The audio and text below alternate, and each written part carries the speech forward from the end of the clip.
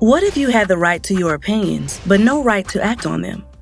You couldn't meet with your friends to talk things over or demand that your government do something about your concerns. The First Amendment protects not only your right to pure speech, but also your right to assemble with others to express your beliefs and to petition the government to solve the problem. What do you imagine when you think about protesting the government?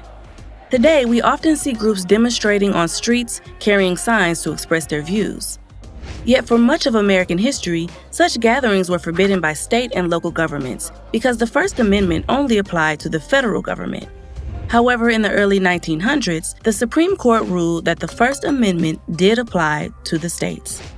It began to overturn local laws that banned demonstration on the sidewalks, which the court said were a public forum, places traditionally open to the public for meetings and discussions, such as parks, sidewalks, and streets. In such places, government could not forbid expression or regulate the content of the demonstration, but it could set limits on the time, place, and manner of the protests.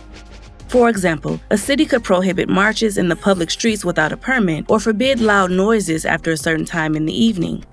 Of the two rights, assembly and petition, the second often takes a back seat today. But earlier in American history, when demonstrations were often illegal, the freedom to petition was a leading way people tried to influence their government. Thousands of people would join together to send signed petitions to Congress, showing broad support for change.